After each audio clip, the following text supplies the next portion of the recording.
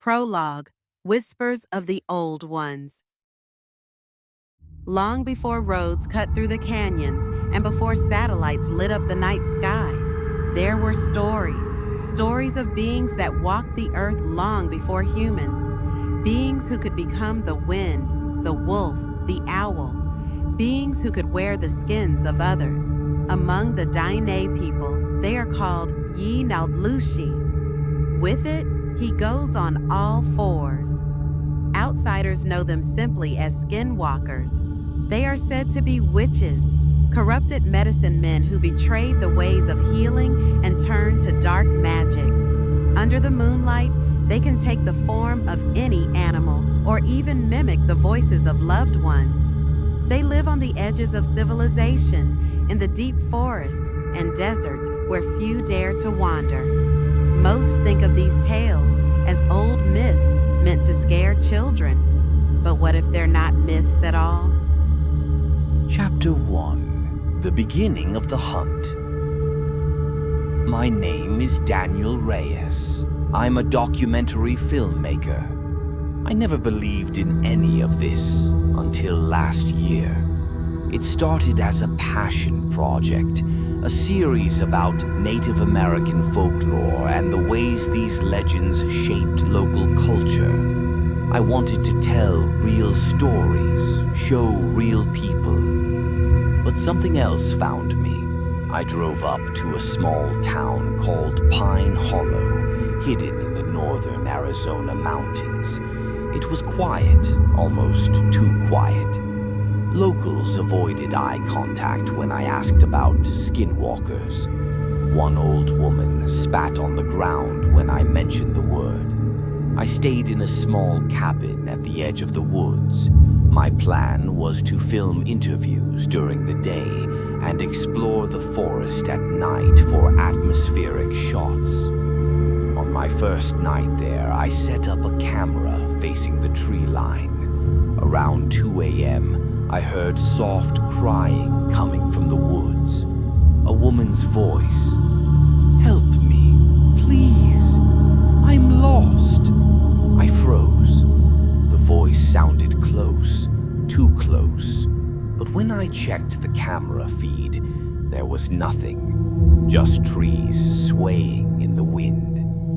The next morning, I showed the footage to a local guide, Noah Begay, a Navajo man who agreed to help me on the condition that we respect certain taboos. Noah looked pale as he listened to the recording.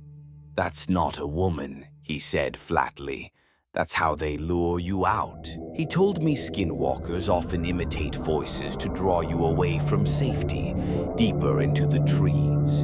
Once you're alone, they strike, sometimes stealing your skin, sometimes leaving you alive, but empty inside.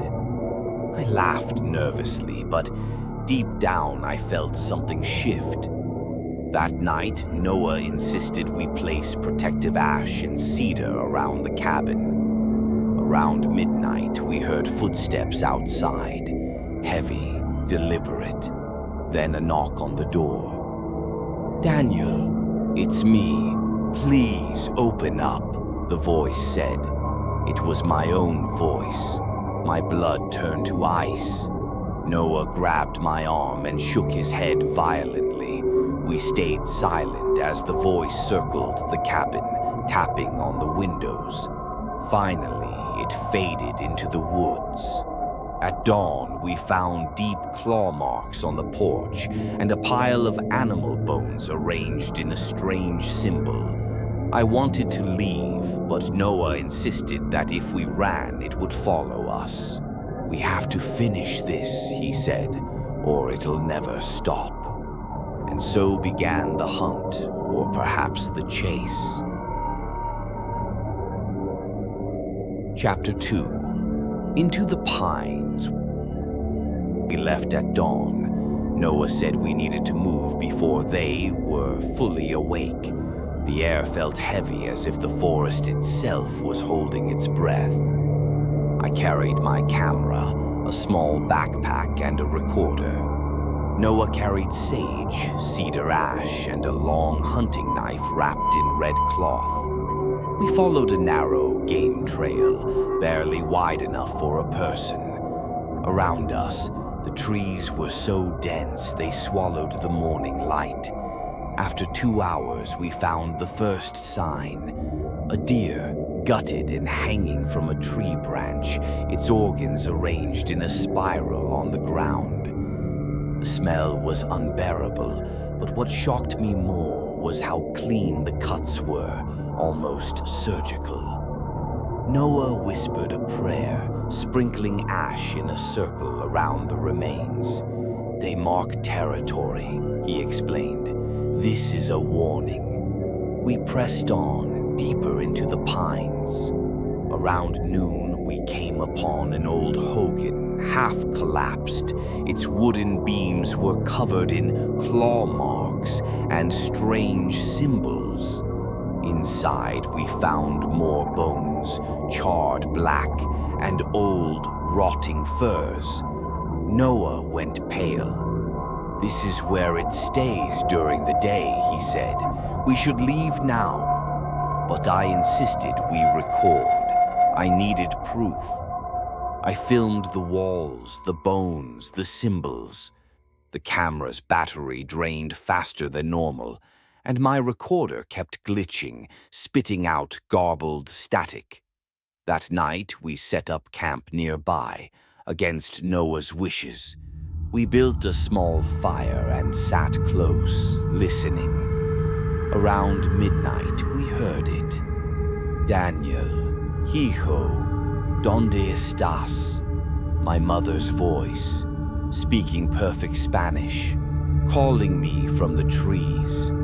I jumped up, nearly running toward it, but Noah grabbed me, his fingers like iron. "That's not your mother," he hissed. "Don't look, don't listen." But the voice kept coming, closer and closer, until it was just beyond the light of the fire. My heart pounded so hard I thought I would faint. Then I heard another voice, my own. "Daniel, come here, look at me." I felt like I was floating, about to lose control completely. Noah threw cedar ash into the fire, and suddenly the voices stopped. Just the crackling flames remained. We sat awake till dawn. When we checked my footage, all the night shots were corrupted, twisted images, static, frames that seemed to show a figure crawling on all fours in the darkness. Noah looked at me with hollow eyes. "You wanted proof," he said quietly. "Now it has your scent. It won't stop." Chapter 3. The Old Ways. The morning after the voices, we packed in silence. Noah moved mechanically as if his mind were elsewhere. His hands trembled whenever he touched the cedar ash. We hiked toward the nearest settlement, a small cluster of Navajo homes 2 hours away. Noah said there was someone we needed to see, his grandfather's old friend, an elder named Yazzie. The path felt endless. Every snapping twig made me jump. I kept looking over my shoulder, expecting to see that crawling figure from my corrupted footage. When we arrived, Yazzie was already waiting outside, sitting by a smoking fire. His face was lined like an old map, his eyes sharp and distant at once. Without a word, he motioned us to sit. He looked at me first. "You've seen it," he said in a rasping voice. "And it has seen you." I nodded, my throat dry. Yazzie closed his eyes and began to chant in Dine Bizard. The words were like a song, rising and falling with the wind. Noah joined in quietly, his voice shaking. After several minutes, Yazzie opened his eyes. The Skinwalker is not just flesh, he said slowly. It is spirit twisted by hatred and hunger. It can steal faces, voices, even memories. But it cannot create, it only mimics. I asked if we could stop it, kill it somehow. Yazzie shook his head. You do not kill a storm. You endure it or you are taken. But there was one hope. An old ritual to sever the Skinwalker's hold temporarily, forcing it to retreat. It required sacred ash, white sage, black salt, and a piece of the victim's own hair. My hair. I felt cold all over. Yazzie instructed us carefully. The ritual must be done at midnight in an open clearing under the moon. We had to create a circle of ash and sage with symbols drawn in black salt and burn my hair at the center. During the ritual, we had to resist any voices, any illusions. Noah looked uneasy. After Yazzie went inside to prepare the materials, he confessed something. My grandfather faced one of these, Noah whispered. He survived, but he was never the same. He lost part of himself, his laughter, his memory, his joy. My family has always been tied to these things. That's why I know the warnings. I stared at him, realizing how much deeper he was in this than I had ever imagined. We reached the clearing as the moon rose, pale and watchful above the pines. Noah began placing the ash and sage, moving in tight, precise patterns. I cut a lock of my hair and handed it to him with trembling fingers. As we finished the circle, the forest fell completely silent. Not a single insect, not a breeze, just an endless, suffocating stillness. Noah lit the small fire in the center, dropped my hair into it, and began to chant. I tried to repeat the words, but my tongue felt heavy, as if it no longer belonged to me. Then the voices started. First, it was my mother again. Mihijo, I'm so cold. Please, help me. Then my father, who died when I was a child. Son, I'm proud of you. Come here. Just one last hug. I shut my eyes and pressed my hands over my ears, but the voices drilled into my mind. I saw shadows moving at the edge of the clearing, shapes that looked like animals at first, then like people I knew, twisting and crawling. Noah's voice grew louder, desperate. The fire flared, casting wild shadows across the trees. Suddenly, I felt a hand on my shoulder, my father's voice right behind me. Daniel, look at me. I almost turned, but then in the flames I saw a flicker, a flash of my father's face melting, replaced by a gaping, distorted mask. I fell backward, crawling away from the circle's edge. Noah screamed something in Dine Bizard and threw more sage onto the flames. The smell was sharp and choking, but it cut through the illusions. The shapes retreated, pulling back into the darkness like smoke. The voices faded into the night, leaving only the sound of the burning say and Noah's ragged breathing. When it was over, Noah collapsed, exhausted.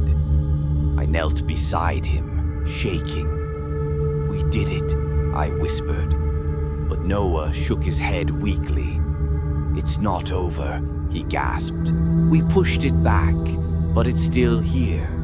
It won't stop until it takes you. The fire crackled low, and I felt the weight of the forest pressing in around us. In that moment, I understood. This wasn't just a story anymore. It was a curse.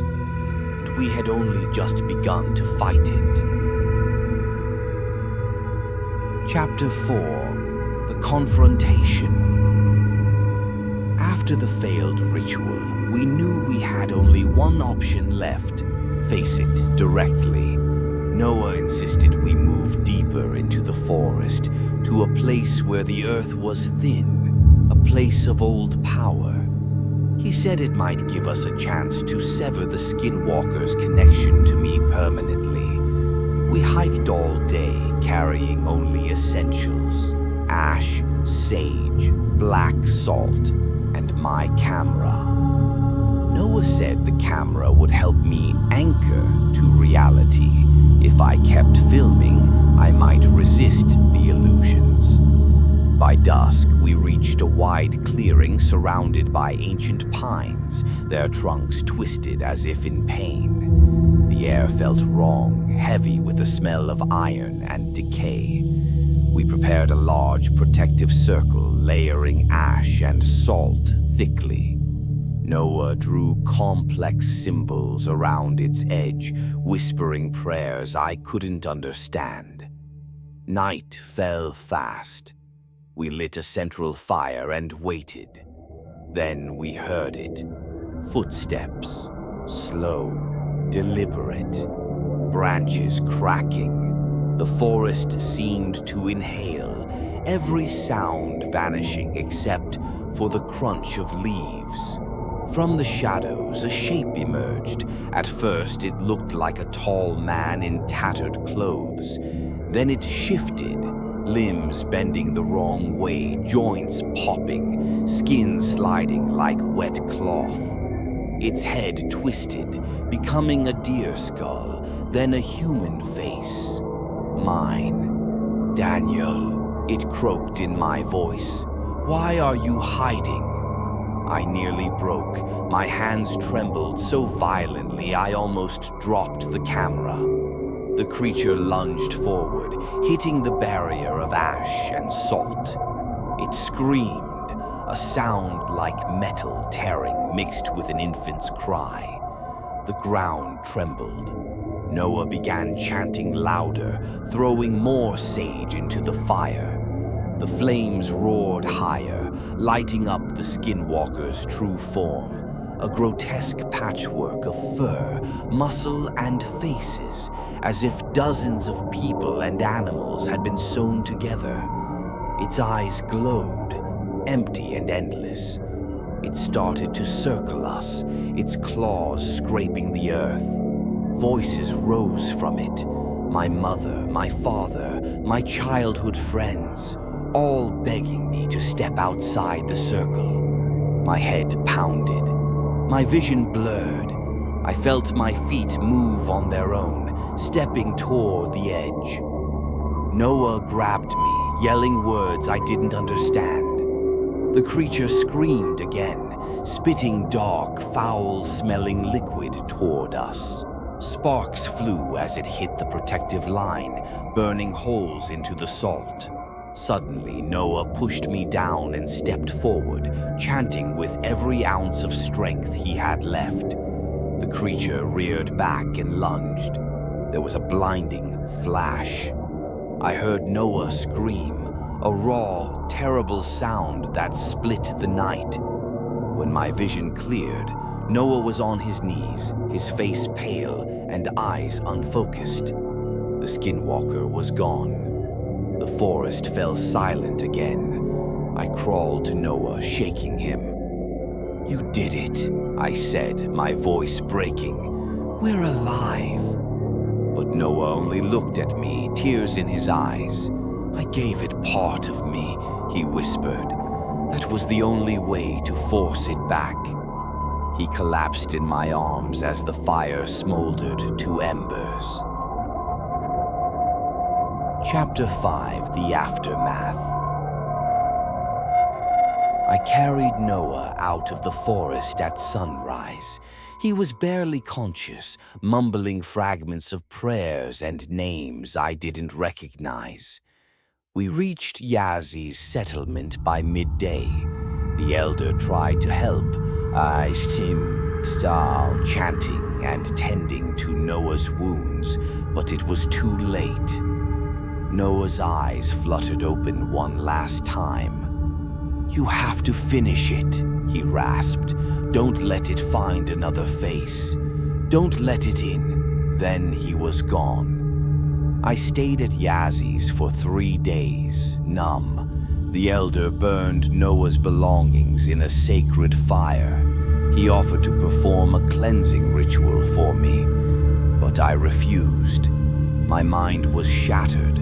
I kept seeing the creature in every shadow, hearing my mother's voice in every breeze. When I finally returned to my cabin, I found my footage. Every file was corrupted, lines of static, twisted shapes.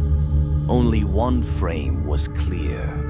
The Skinwalker's face, halfway between mine and Noah's, its eyes gleaming like empty pits. I left Arizona that night, driving non-stop until I reached Los Angeles, but even in the city I didn't feel safe. Epilogue. The Echoes. Months have passed. I don't sleep much anymore. I moved constantly, cheap motels and empty apartments. I thought if I stayed moving, it wouldn't find me. I was wrong. At first, it was just small things. Footsteps in the hallway, strange dreams, glimpses of movement outside my window. Then the packages started arriving. Boxes filled with animal bones, small twisted dolls made of fur and string. Audio tapes with recordings of my own voice, calling out in the darkness. "Daniel, open the door. I'm waiting." The last package was a piece of torn fabric that smelled of cedar ash and blood.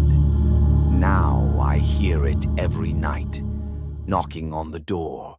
My voice, my father's voice, Noah's voice, all calling me outside. Tonight I decided to record this final message. I don't know if anyone will find it. Maybe it will be corrupted too. But if you're hearing this, listen to me. Don't go looking for stories in the woods. Don't chase legends you don't understand. Some doors should never be opened. Some voices should never be answered. If you hear me calling from the trees, don't come. Daniel, it's me. Open up.